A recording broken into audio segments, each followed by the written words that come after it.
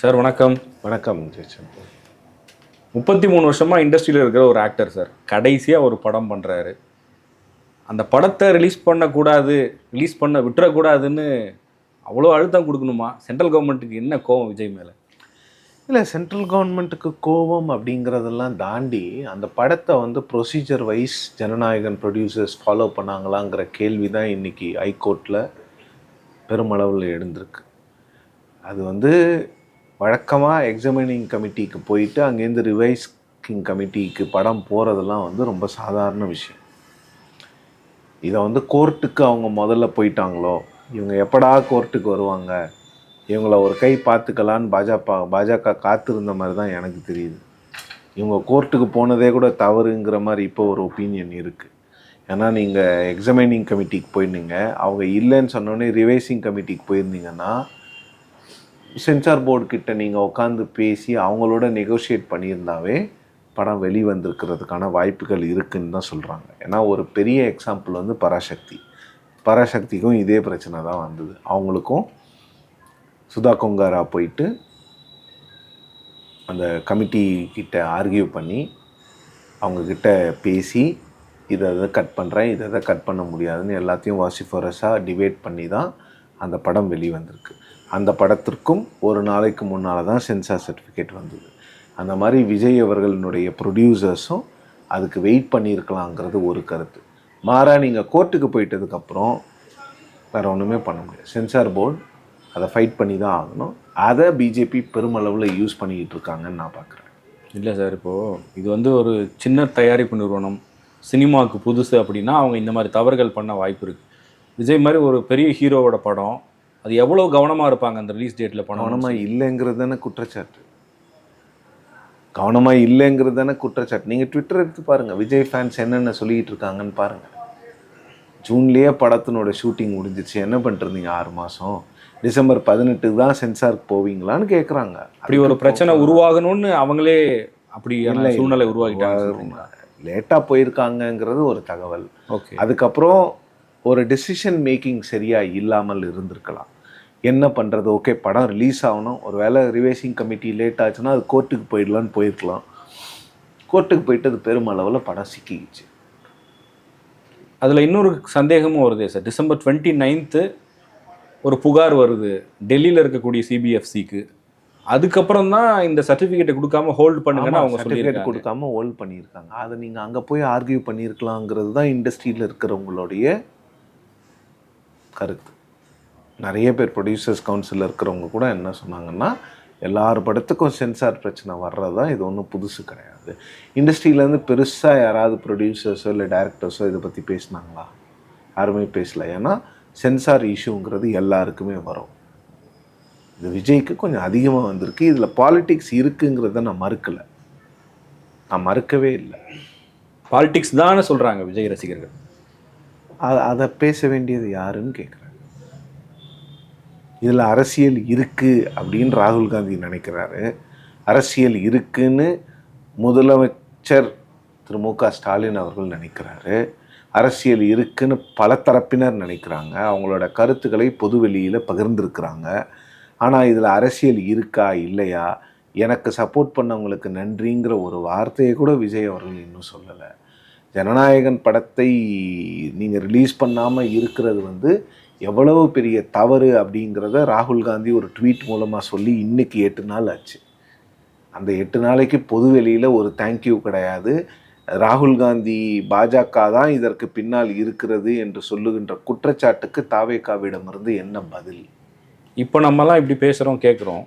ஒருவேளை விஜய் இது ரியாக்ட் பண்ணால் என்ன சொல்லுவோம்? அவர் படத்துக்கு ஒரு பிரச்சனை, அவர் பணத்துக்கு ஒரு பிரச்சனைன்னு வந்ததும் இன்னைக்கு பிஜேபி எதிர்த்து பேசுகிறாரு. மற்ற நேரங்களில் பேசினாரான்னு கேட்க மாட்டோமா? மற்ற நேரங்களில் பேசுகிறத அவர் யாரும் தடுக்கலையே.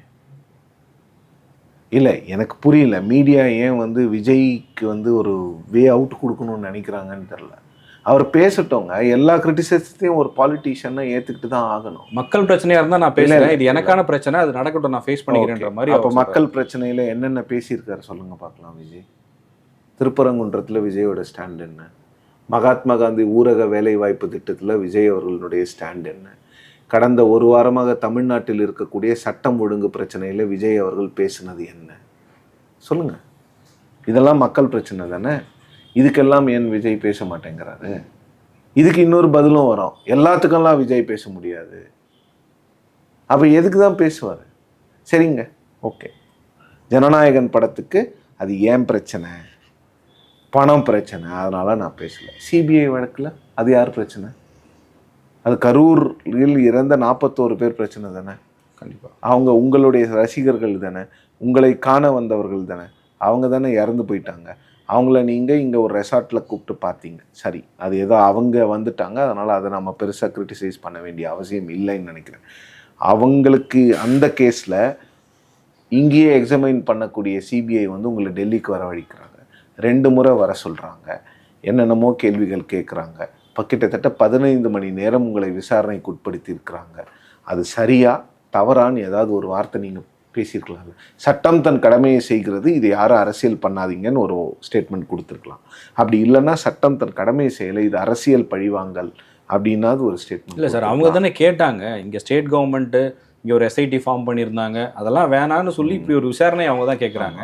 அதன் மீது எப்படி கருத்து சொல்ல முடியும்? இல்லை, கருத்து சொல்கிறதில்ல. அப்போ டெல்லிக்கு வர வைக்கிறது, அப்போ உங்களுக்கு ஓகேவா? நீங்கள் டெல்லிக்கு போகிறதுலாம் நாளைக்கு சிபிஐ வந்து விஜயும் காரணம்னா நீங்கள் அப்போது உள்நோக்கம்லாம் கற்பிக்க மாட்டீங்க. இல்லை, அன்னைக்கு பேசுறது பொருத்தமாக இருக்கும். ஏன் விசாரணை இல்லை ஏன் பொருத்தமாக இருக்கும்? அப்போது நீங்கள் வேணும்னுமோ சிபிஐக்கு போவீங்க, சிபிஐ உங்களுக்கு எதிராக சொல்லிட்டா சிபிஐ தப்புன்னு சொன்னால் அதை ஏற்றுக்கணுமா? என்ன ஜெயச்சந்திரன் இது? அப்போ நீங்கள் சொல்கிறதுக்கெல்லாம் சிபிஐ கிடையாது, உண்மை என்னவோ அதை தான் சொல்லுவாங்க. இல்லை, இன்னைக்கு வரைக்கும் விசாரணை நடக்குது சார். விசாரணை தாங்க நடக்குது, இன்னமும் யாருக்கும் தெரியாது, ஒவ்வொருத்தரும். இல்லை, நான் என்ன கேட்குறேன்னா, ஒரு விசாரணை நடக்கிறது. இப்போ செந்தில் பாலாஜி அவர்கள் மீது விசாரணை நடக்கும்போது திமுக அதுக்கு ரியாக்ட் பண்ணுதா இல்லையா? அதிமுக ரியாக்ட் பண்ணுறாங்களா இல்லையா? டிடிவி தினகரன் வீட்டில் ரெய்ட் பண்ணும்போது அவர் வந்து அதுக்கான விளக்கத்தை கொடுத்தாரா இல்லையா? அப்போ இவர் மட்டும் ஏன் கொடுக்க முடியல? இல்லை சார், இப்போ விஜய் மேலே ஒரு மணி சம்மந்தப்பட்டு இல்லை வேறு ஏதாவது இடி சிபிஐ மாதிரி அவர் மேலே தனிப்பட்ட முறையில் ஏதாவது வருதுன்னா அவர் ரியாக்ட் பண்ணுறது ஒரு நியாயம் இருக்குது. ஒரு வழக்கு இவங்க சம்மந்தப்பட்ட விஷயம், இவங்க தான் கேட்குறாங்க இந்த மாதிரி ஒரு ஏஜென்சியோட விசாரணை வேணும்னு, அந்த ஏஜென்சி ஒரு விசாரணைக்கு கூப்பிட்டுருக்கு, இவர்கிட்ட கேட்ட கேள்விக்கெல்லாம் பதில் சொல்லியிருக்காரு. இல்லை, அதெல்லாம் ரைட்டு, எல்லாரும் சொல்கிறாங்கல்ல, விஜயை சிபிஐ நெருக்குகிறது, அது நெரேட்டிவ்னு அவங்க சொல்கிறாங்க. யாரோட நெரேட்டிவ்?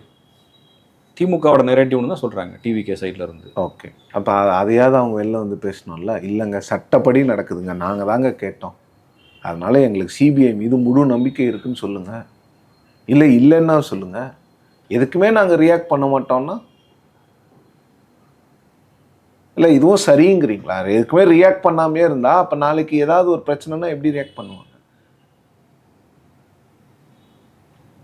நான் 3 கேள்வி கேட்டேன், 3 மக்களுடைய பிரச்சனை, அதுக்கு விஜய் அவர்களுடைய பதில் என்ன சொல்லுங்க, அவருடைய ரியாக்ஷன்? இல்லை, அவர் வந்து மக்கள் பிரச்சனைகளுக்கு ஃப்ரீக்வெண்ட்டாக கருத்துக்கள் சொல்லணும்ன்றது எல்லாரும் ஏற்றுக்கிற கருத்து தான் சார், அதில் யாரும் மாறுபட்டு இருக்க முடியாது. ஒவ்வொன்றுத்துக்கும் சொல்லணுங்க, எதுக்குமே அவர் சொல்ல மாட்டேங்கிறார். 18ஆம் தேதிக்கு பிறகு, டிசம்பர் 18க்கு பிறகு தாவேகாவினுடைய அரசியல் நடவடிக்கை என்ன? இந்த ஒரு மாதத்தில் இவ்வளோ குரூஷியலான ஒரு எலெக்ஷன் பீரியடில் ஒரு மாதத்தை வேஸ்ட் பண்ணலாமா? சொல்லுங்கள். அப்போ இதுக்காவது பதில் சொல்லணும்ல. ஒருவேளை இன்னொரு தரப்பு சொல்கிற மாதிரி அவர் என்டிஏக்குள்ளே போக போகிறாரு, அதற்கான வேலைகள்லாம் பின்னணியில் நடந்துகிட்டு இருக்கு. என்டிஏக்கு போகிற மாதிரி நான் இன்னமும் நம்பலை. அது விஜய் அவர்களுடைய அரசியல் வாழ்க்கையை அடியோடு அழித்து விடும்.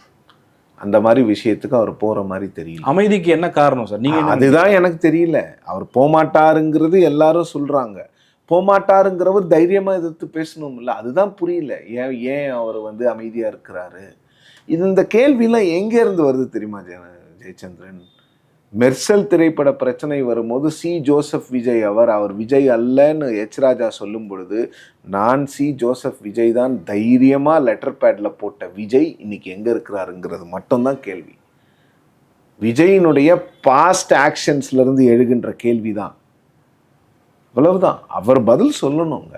அன்னைக்கு அவருக்கு ஒரு நெருக்கடி கொடுத்தாங்கல்ல, அந்த நெருக்கடியை நேரடியாக வந்து எதிர்கொண்டார்ல, அது ஏன் இப்போ எதிர்கொள்ள மாட்டேங்கிறாருங்கிறது மட்டும்தான். இது நெருக்கடியா இல்லையாங்கிறது அவருக்கு தான் தெரியும். அவங்க ஃபேன்ஸ் சொல்கிறாங்கல்ல நெருக்கடி தான் இதுன்னு, அது ஏன் அவர் சொல்ல மாட்டேங்கிறாருன்னு தான் நான் கேட்குறேன். ஃபேன்ஸ் என்ன அவங்களா சொல்கிறாங்களா? அதுவும் அவங்க கட்சியிலேருந்து சொல்லி தானே சொல்கிறாங்க. அது ஏன் அவங்க சொல்ல மாட்டேங்கிறாங்க அஃபீஷியலாக? என்ன இருக்குது சார்? என்னதான் இருக்குது பின்னாடி தெரியல. ஒருவேளை எக்ஸ்பீரியன்ஸ் பீப்புள் இல்லாதது ஒரு காரணமாக இருக்கலாம், இல்லை இதுக்கு பதில் சொல்ல முடியாத சுச்சுவேஷனில் அவங்க இருக்கலாம், இல்லை பதில் சொல்ல வேண்டாம், எல்லாத்துக்கெல்லாம் கருத்து சொல்லிகிட்டு இருக்க முடியாது, கருத்து சொல்லி சொல்லி என்ன ஆச்சு அப்படிங்கிற மாதிரி ஒரு எண்ணத்தில் கூட அவங்க இருக்கலாம். இது மக்கள்கிட்ட எப்படியான ஒரு தாக்கத்தை ஏற்படுது? விஜய் எப்படி பார்க்குறாங்க? அவர் வந்து விஜய் சென்ட்ரல் கவர்மெண்ட்டால் பாதிக்கப்படுறாருன்ற மாதிரி எண்ணம் இருக்கா? இல்லை, அது வந்து எப்போவுமே உங்களுக்கு வந்து நான் பாதிக்கப்பட்டேன் நான் சொன்னாதான் மக்கள் அதை ஏற்றுப்பாங்க.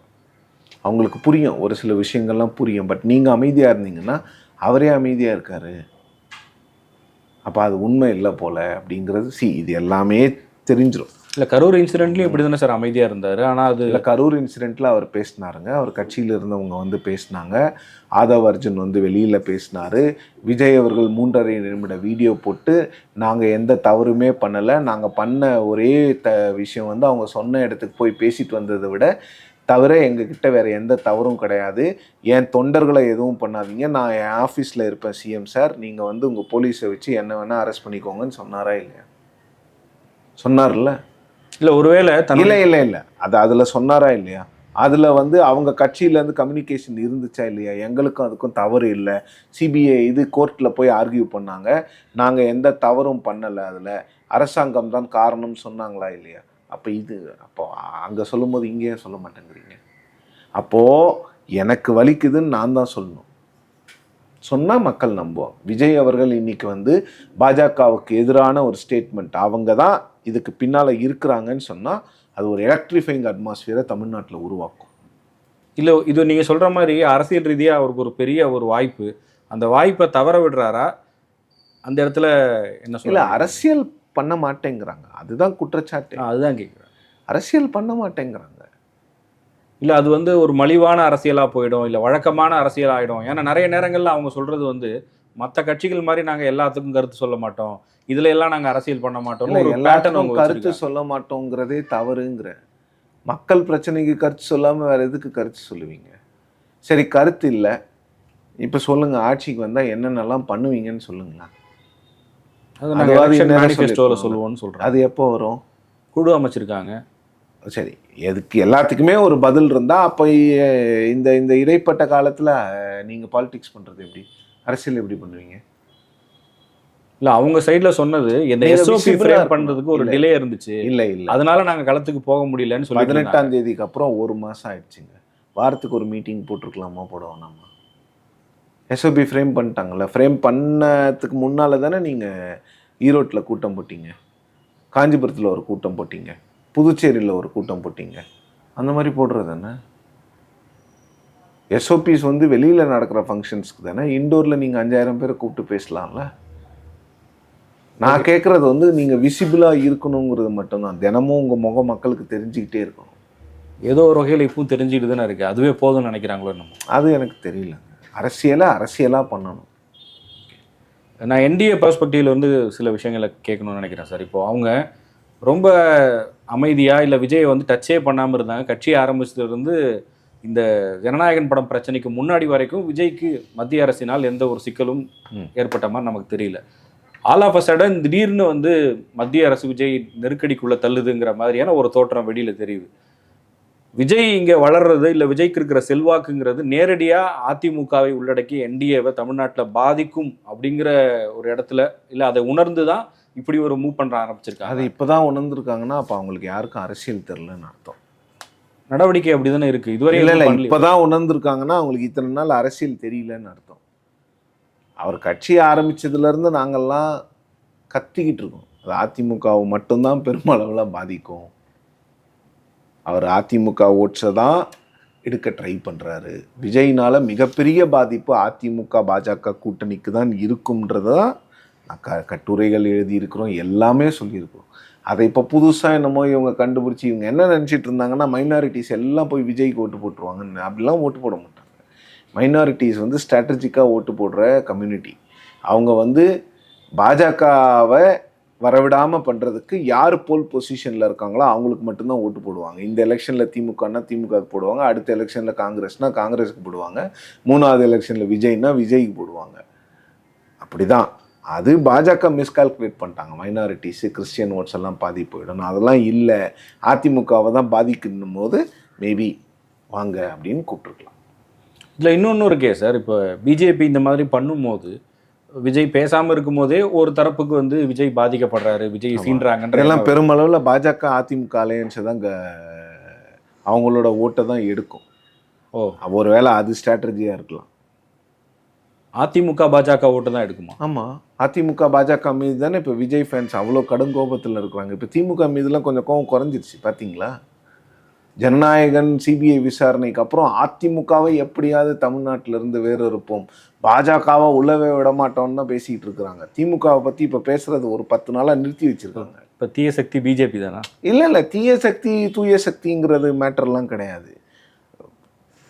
விஜய் அரசியலுக்கு வரும்போதே நாங்கள்லாம் சொன்னது வந்து இந்த விஷயந்தான். அவர் அதிமுகவை ரீப்ளேஸ் பண்ணணும்னு நினைக்கிறாரு. அதிமுகவை ரீப்ளேஸ் பண்ணால் தான் திமுகவை அவரால் எதிர்க்க முடியும். அதிமுக இருக்கிற வரை திமுகவை அவர் எதிர்க்க முடியாது. இந்த எலெக்ஷன் வரைக்கும் எதிர்க்கலாம். எலெக்ஷனில் அதிமுக விட அதிகமாக ஓட்டு வாங்கினா தான் அவர் டிஎம்கேக்கு ப்ரைம் ஆப்போனண்ட்டு. ஏடிஎம்கே அதிக ஓட்டு வாங்கிடுச்சுன்னா திருப்பி ஸ்டேட்டஸ்கோ தான். ஸோ அப்போ ஏடிஎம்கே இல்லாமல் போனால் தான் அவர் வந்து திமுகவுக்கு எதிராக வந்து அவர் வந்து தன்னை வந்து திமுகவினுடைய பிரதான எதிரியாக காமிச்சிக்க முடியும். ஸோ அதுக்கு பாஜகவே வழிவகுக்குது. இப்போ பின்னாடி பிஜேபி இருக்கு அப்படிங்கிற அந்த லைனுக்கு வரீங்களா? நான் அந்த லைனுக்கு வரல, நான் அதெல்லாம் சொல்ல. அந்த மாதிரி ஒரு சுச்சுவேஷனுக்கு தள்ளுறாங்க. இப்போ நீங்கள் ட்விட்டரில் போய் பார்த்து, நான் ஏன் திரும்பி ட்விட்டர்னு சொல்கிறேன்னா, விஜய் ஃபேன்ஸ் மொத்த பேர் அங்கே தான் இருக்காங்க. அதனால தான் சொல்கிறேன். அங்கே வந்து அந்த மாதிரி ஒரு சுச்சுவேஷன் தான் இப்போ வந்து ஏடிஎம்கேக்கு எதிராக தான் அவங்க பேசிகிட்டு இருக்கிறாங்க. ஏடிஎம்கே பிஜேபி அலையன்ஸ்க்கு எதிராக தான் பேசிகிட்டு இருக்காங்க. இல்லை, இதை எப்படி எடுத்துக்கலாமா? எப்படியும் வந்துருவாருப்பா, எலெக்ஷன் டைம் வரையும் வெயிட் பண்ணுவோம், வரலைன்னா அப்புறம் பார்த்துக்கலான்னு வெயிட் பண்ணி இனி விஜய் வரமாட்டாருன்னு தெரிஞ்ச அப்புறம் அடிக்க ஆரம்பிச்சிருக்காங்களா? இருக்கலாம். அவங்க விஜய் அவர்கள் வருவாருன்னு அவங்க நினச்சிருந்தாலே அது ராங் ஸ்ட்ராட்டஜிங்கிற. விஜய் யாருக்கிட்டையும் போக வேண்டிய அவசியம் கிடையாது. போனார்னா அவருக்கான அரசியல் அந்த ஸ்பேஸே கிடையாது, பொலிட்டிக்கல் ஸ்பேஸே தமிழ்நாட்டில் இல்லாமல் போயிடும். இல்லை, கொண்டு வந்துடலான்ற நம்பிக்கையில் இருந்திருக்கலாம், என்ன வேணாலும் பண்ணி வர வச்சிடலாம். இப்போ அதுதானே பண்ணிட்டுருக்காங்க. அப்போ ஒருவேளை இவ்வளவு நடந்து விஜய் போலன்னா போகமாட்டாருங்க. அதை தானே திரும்ப சொல்லிட்டு இருக்கேன். போகமாட்டாருங்கிறது தான் எல்லாருக்கும் தெரிஞ்சுது. அது ஏன் அவர் வெளிப்படையாக பேச மாட்டேங்கிறாருங்கிறது தான் இங்கே கேள்வி. வேற நான் ஏதாவது இந்த இன்டர்வியூவில் விஜய் போயிடுவாருன்னு சொன்னேன். நான் எந்த இன்டர்வியூலையும் சொன்னது கிடையாது. அவர் போகமாட்டாரு. அவர் போனார்னா அவரோட அரசியல் வாழ்க்கை மட்டும் இல்லாமல் ஃபிலிம் கெரியரும் அடியோட போயிடும். அவர் போகமாட்டாரு. ஆனால் போகாதவர் ஏன் இதை பற்றி வெளியில் பேச மாட்டாங்கிறாருங்கிறது மட்டும்தான் கேள்வி. இத்தனைக்கும் பிறகு விஜய் அங்கே போகாமல் தனியாக நின்றுட்டாருன்னா அதுவே ஒரு மெசேஜ் தானே சார்? எங்க சரண்டர் அதை தாங்க சொல்கிறேன். அதுதாங்க மெசேஜ். அவர் தனியாக தாங்க நிற்க போகிறாரு. அதை எதிர்த்து பேசுங்கன்னு தான் எல்லாரும் கேட்குறாங்க. வேற யாரும் எதுவும் கேட்கல. அவர் போறாரோ இல்லையா, அவர் போமாட்டாருங்கிற நம்பிக்கை மக்களுக்கு நிறைய பேருக்கு இருக்கு. அவர் பிஜேபி பக்கம் போமாட்டாருன்னு. அது பேசிக் காமன் சென்ஸ். அது போனார்னா அப்புறம் அவரோட அரசியல் வாழ்க்கை அதோட காலி ஆயிடும். பார்க்க போனால் பிஜேபி நெருக்கடி அதிகமாக கொடுக்க வேண்டியது திமுகவுக்கு தான். அவங்க தான் இங்கே பெரிய த்ரெட்டாக பிஜேபிக்கு இருக்காங்க. திமுகவை விட விஜயை டார்கெட் பண்ண வேண்டிய ஒரு தேவை எங்கேருந்து வருது தெரியல. திமுகவை டார்கெட் பண்ணலைன்னு எப்படி தெரியும்? இன்னும் 2 மாதம் எதுவும் தெரியல. இன்னும் 2 மாதம் இருக்குல்ல எலெக்ஷனுக்கு. விஜய் விகடனில் போட்டிருக்காங்களே, ஜனவரியில் விஜய், பிப்ரவரியில் திமுக. இப்போ ஏன் ப்ரெஷரில் இடி மூலமாக கேஎல் நேருக்கும் ப்ரெஷர் கொடுத்துக்கிட்டு தான் இருக்கிறாங்க. நாம் பார்க்குறதுல தான் இருக்குது எல்லாமே. நாம் அது ப்ரெஷர் இல்லைன்னா இது வந்து ஒரு சிபிஐ கேஸ் மட்டும்தான். அங்கே இடியில் 800 கோடிக்கு அவர் மேலே ஒரு அலிகேஷன் போட்டு அந்த கேஸை விசாரிங்கன்னு சொல்லிட்டு மாநில அரசுக்கு வந்து ப்ரெஷர் கொடுத்துட்டு தான் இருக்கிறாங்க. இப்போ அதிமுக நீங்கள் சொன்னீங்க இல்லையா, இதுக்கு முன்னாடி வரையும் பிள்ளையார சுடின்லாம் சொன்னவர் எடப்பாடி பழனிசாமி. இப்போ விஜய் ரசிகர்கள் அந்த கட்சிக்கு எதிராகவும் திரும்பி இருக்கிறாங்கன்னா அதை எப்படி அவங்க ஃபேஸ் பண்ணுவாங்கன்னு நினைக்கிறீங்க? அவங்களும் அடிக்க ஆரம்பிப்பாங்களா இனிமேல்? அவங்க அடிச்சுட்டு தானே இருக்காங்க. விஜய் பேசிட்டு தானே இருக்கிறாங்க. பெரிய அளவுக்கு எதிராக பெரிய அளவுக்கு பேசலன்னா அவங்க கான்டெஸ்ட்டை வந்து விஜய் வர்சஸ் டிஎம்கேன்னு மாற்றிடக்கூடாதுன்னு பார்க்குறாங்க. ஏடிஎம்கே வர்சஸ் டிஎம்கேவாக தான் கான்டெஸ்ட் இருக்கணும்னு ஏடிஎம்கே நினைக்கிறதுனால தான் ஏடிஎம்கே விஜயை டார்கெட் பண்ணாமல் இருக்குது. அவங்களுக்கு அதுதானே அரசியல் லாபம். திமுக ஒரு மாதிரி இப்போ நிம்மதியாக இருப்பாங்கன்னு நினைக்கிறீங்களா? எதுக்கு? விஜயோடைய கவனம் அந்த பக்கம் திரும்பி இருக்கு. திமுக தீய சக்தின்னு திமுகவை பொறுத்த வரைக்கும் அவங்க வந்து எலெக்ஷன் ஸ்ட்ராட்டஜியில் அவங்க என்னென்ன பண்ணணுமோ அந்த வேலைகளை கீழே கிரவுண்டில் பண்ணிக்கிட்டு தான் இருக்கிறாங்க. ஆனால் விஜயை பார்த்து அவங்க பயப்படுறாங்கன்றதுல எந்த மாற்று கருத்தும் கிடையாது. இந்த எலெக்ஷனுக்கு அவரால் நமக்கு த்ரெட்டு வரும், அப்படியே இந்த எலெக்ஷனுக்கு வரலனாலும் அடுத்த எலெக்ஷனுக்கு வருங்கிறது அவங்களுக்கு தெரியும். அவங்களுக்கு தெரிஞ்சதுனால தான் வைப் வித் எம்கேஎஸ் எல்லாம் பண்ணிக்கிட்டு இருக்காங்க. இல்லைன்னா வைப் பண்ண வேண்டிய அவசியம்லாம் திமுகவுக்கு கிடையாது. வைப் வித் எம்கேஎஸ் இது போன்ற விஷயங்கள், மாணவர்களை அழைத்து பேசுவது, இது எல்லாமே என்னென்னா யங்ஸ்டர்ஸையும் நாங்கள் கோட் பண்ணுறோம் அப்படிங்கிறதுனுடைய அர்த்தம் தானே தவிர வேறு எதுவும் கிடையாது. இந்த சிறுபான்மையினருக்கெல்லாம் ஒரு சந்தேகம் வர மாதிரி ஒரு விஷயத்த விஜய் மேலே சொல்லிக்கிட்டே இருந்தாங்க. பிஜேபி பி டீம், பிஜேபி தான் இவர் அனுப்பி வச்சிருக்கு அப்படின்னு. அதை அழிக்கக்கூடிய வேலையை தான் இப்போ பிஜேபி பண்ணிகிட்டு இருக்கான்னு இன்னொரு பக்கம் யோசிக்க தோணுது. அதெல்லாம் வந்து விஜய் பிஜேபியோட பி டீம்லாம் யாரும் இங்கே பெருசாக ஏற்றுக்கிறவங்கலாம் கிடையாது. அப்படி பார்த்தா பிஜேபி கூட தான் சொல்லுது விஜய் திமுகவினுடைய பி டீம்னு. இந்த பி டீம் கதெல்லாம் யாருக்கு பி டீம்னு அவங்கவுங்களுக்கு தான் தெரியும். மற்றவங்க யாரும் எதையும் சொன்னாலாம் மக்கள் ஏற்றுக்க மாட்டாங்க. உங்களோட இதுபடி பார்த்தாலே இப்போ மைனாரிட்டிஸ் ஸ்ட்ராட்டஜிக்கலாக ஓட் பண்ணுவாங்கன்னு சொல்கிறீங்க. அவங்களோட ஃபஸ்ட்டு சாய்ஸ் டிஎம்கேவாக இருந்தால் கூட இந்த ஆக்டிவிட்டீஸ் எல்லாம் பார்க்கும்போது நேச்சுரலாக அவங்களுக்கு செகண்ட் சாய்ஸாக விஜய் மாறுறாரா? செகண்ட் சாய்ஸாக இருந்த எந்த பிரயோஜனமும் இல்லை ஜெயச்சந்திரன். செகண்ட் சாய்ஸாக 29 எலெக்ஷனுக்கு விஜய் சாய்ஸாக இருக்கிறதுக்கான வாய்ப்பு இருக்குது, provided is sustains that 3 years. இந்த எலெக்ஷனில் பாஜக உள்ளே வராமல் தடுக்கக்கூடிய ஆள் யார்? திமுகவா விஜயா? நீங்களே சொல்லுங்கள். இந்த எலெக்ஷனில் அதிமுக பாஜகவை ஆட்சி கட்டிலில் ஏற்ற முடியாமல் செய்யக்கூடிய ஒரு கட்சி எது, அலையன்ஸ் எது? இல்லை, இன்னொன்று சொல்கிறாங்க, நீங்கள் திமுகவை தான் மறைமுகமாக சொல்ல வரீங்க, எதிர்ப்பு வாக்குகளை பிரித்து விஜய் தான் அதை பண்ண போகிறாருன்னு சொல்கிறாங்க. எது ஆட்சிக்கு வர்றதா? அது எனக்கு தெரியல. ஏன்னா கேண்டிடேட் செலெக்ஷன் எதுவும் பண்ணாமல் இவ்வளவு நாள் அமைதியாக இருக்கும் பொழுது ஒரு ஆட்சிக்கு வரும் அளவிற்கு விஜய் அவர்களுக்கு 40-45% ஒரே எலெக்ஷனில் வந்துருங்கிறது நான் நம்ப. இல்லை, அவருக்கு வரும்னு சொல்ல வரல. இப்போ அதிமுக ஒரு வேளை ஜெயிக்கும், ஆனால் எதிர்ப்பு வாக்குகள் இரண்டாக பிரியும். விஜய் ஒரு பெரிய ஷேரை பிரித்து அதிமுகவை ஆட்சிக்கு வரவிடாமல் செய்து திமுக மீண்டும் வருவதற்கு விஜய் தான் ஹெல்ப் பண்ண போகிறாருன்ற தியரியும் இருக்கலாம். அப்படி தானேங்க அதிமுக இந்த எலெக்ஷனில் தோக்கடித்தா தானே அதிமுக இடத்த விஜய் அடைவார். நீங்கள் யாருமே திமுகவை தோக்கடிக்க முடியல பாருங்கள், நான் வந்து தோக்கடிக்கிறேன்னு கூட வரலாம் விஜய். பட் இதெல்லாம் ஸ்ட்ராட்டஜி கிடையாது, இதெல்லாம் நடக்கக்கூடிய விஷயங்கள். விஜய் அவர்களுக்கே தெரியும் ஒரு எலெக்ஷனில் முதலமைச்சர் ஆகிறது அப்படிங்கிறதுலாம் இந்த காலத்தில் நடக்க முடியாத ஒரு விஷயம்ங்கிறது அவருக்கே தெரிஞ்சிருக்கும். கரூர் சம்பவத்தில் எல்லாரும் அவங்க கேள்வி கேட்டோம், விஜய்க்கு இருக்கிற பொறுப்புகளை பற்றியும் எல்லாருமே கொஸ்டின் பண்ணோம். இது ஒரு பெரிய செட்பேக்குன்னு தான் ஊடகங்கள் எல்லாருமே நினச்சோம். ஆனால் அதை தாண்டி சர்வேக்கள் மக்கள்கிட்ட போய் கேட்கும்போது அந்த சர்வேஸ்லாம் நான் அக்செப்ட் பண்ணேன். சரி, சர்வே கதையே நீங்கள் கொண்டு வராதீங்க. இல்லை சார், எவ்வளோ சாம்பிள் சர்வேஸ், எவ்வளோ மக்களை நாம் போய் பார்க்குறோம் எனக்கு சொல்லுங்கள். எவ்வளோ மக்களை நாம் பார்க்குறோம்? தமிழ்நாட்டில் 8.5 கோடி பேருங்க, 5.5 கோடி பேருக்கு வாக்கு இருக்குது.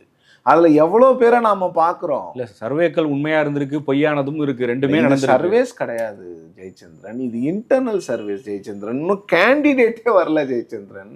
இல்லை சார், நான் சொல்றது கேளுங்க. இந்த சர்வேஸ்லாம் எப்படி கேட்குறாங்க? விஜய் அவர்கள் முதலமைச்சராக வரணுமான்னு கேட்டால் ஆமாம் அவர் பாப்புலர் ஸ்டார் வரணும்னு தான் சொல்லுவாங்க. நீங்கள் கேள்வி எப்படி கேட்குறீங்களோ அதுபடி தான் பதில் வரும், அதுபடி தான் நீங்கள் சர்வே எடுக்கணும். நீங்கள் சாம்பிள் சர்வே என்ன, இப்போ சர்வே எல்லாம் போடுறாங்க ட்விட்டரில் 400 சாம்பிளா, அதெல்லாம் வச்சு பேச முடியல. அந்த சர்வேஸ் அடிப்படையில் நான் கேட்கல சார். நான் என்னன்னா, இப்போ ஊடகங்களில் கரூர் இன்சிடென்ட்டுக்கு பிறகு விஜய் குறித்தான பார்வையும் மக்கள் மத்தியில் இருந்த பார்வையும் வேற மாதிரி தானே இருந்துச்சு. இல்லை, அவர் மேலே பரிதாபம் இருந்தது தான் பல இடங்களில் பார்க்க. அவர் மேலே பரிதாபம் இருந்ததுன்றதை நான் இல்லைன்னு சொல்லலை. ஆனால் அதற்காக வந்து இப்போ இந்த கேள்வியே எனக்கு புரியல. இல்லை, நான் என்ன கேட்க வரேன்னா, அப்போது நம்ம மீடியாவில் ஒரு விஷயங்களை பேசிகிட்டு இருக்கோம், ஆனால் களத்தில் போய் பார்க்கும்போது அது வேற மாதிரி இருந்தது. பல இடங்கள் எல்லாரும் சொன்ன மீடியாலையும் விஜய் மேலே தான் தப்புன்னு சொன்னாங்க மக்களும். இல்லை அந்த மக்கள் சொல்கிறத விட்டுருங்க. நாம் விஜய் மேலே தவறுன்னு சொன்னாலும் மக்கள் வந்து விஜயை தவறாக பார்க்கலங்கிறதையும் ஊடகங்கள் சொல்லுச்சு. ஊடகங்கள் சொல்லாமல்லாம் இல்லை. அந்த விஷயம் வேற, இந்த விஷயம் வேற.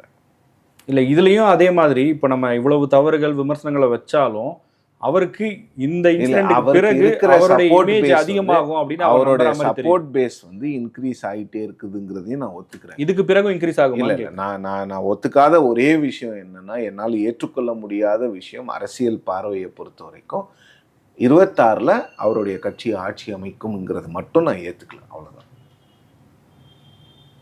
அவங்களே 31 தான் டார்கெட் வச்சிருக்க மாதிரி தெரியுது. அது அவங்க வந்து சொல்லணும்ல, அதெல்லாம் பண்ண முடியாது. 26க்கு அவர்களால் முடியாது அப்படிங்கிறது மட்டும்தான். அதுதான் என்னுடைய கருத்து. 31ல் முடியுமான்னு கேட்டிங்கன்னா, சஸ்டெயின் பண்ணார்னா வாய்ப்பு இருக்குது, நிச்சயமாக வாய்ப்பு இருக்குது. 29லேயே காங்கிரஸ் அவரோடு போவதற்கான வாய்ப்பையும் நான் பார்க்குறேன். அவர் சஸ்டெயின் பண்ணணும் மொமெண்ட்டு, அதுதான். கன்க்ளூட் பண்ணுறதுக்கு முன்னாடி இதை மட்டும் நான் கிளியராக கேட்டுக்கிறேன் சார். அதாவது இந்த 1 மந்த்தில் நீங்கள் சொன்னீங்கல்ல, கருத்து சொல்லலை, பேசாமல் இருக்காரு அப்படின்னு, இந்த அமைதி அவருக்கு இருக்கிற செல்வாக்கை குறைக்குமா கூட்டியிருக்குமா? இல்லை, அது 2 விதமாக பார்க்கணும். ஃபேன்ஸ் மத்தியில் கூட்டிருக்கோம், ஒரு 40 வயசுக்கு மேலே இருக்கிறவங்க மத்தியில் கொஞ்சம் ஒரு அன்னீஸை செட் பண்ணியிருக்கோம். எதுக்குமே பேச மாட்டேங்கிறாரு, என்ன இது இப்படியே தான் இருப்பாரோ அப்படிங்கிற ஒரு எண்ணம் எல்லாருக்கிட்டையும் வரும். நீங்கள் பேசணும், எல்லாத்துக்கும் பேச வேணான்னு வச்சுக்கிட்டா கூட நீங்கள் பேசணும்ல. இந்த மாதிரி ஒரு கருத்து போயிட்டுருக்குமோ அமைதியாகவே இருக்கக்கூடாது ஜெயச்சந்திரன். நன்றி சார். நன்றி.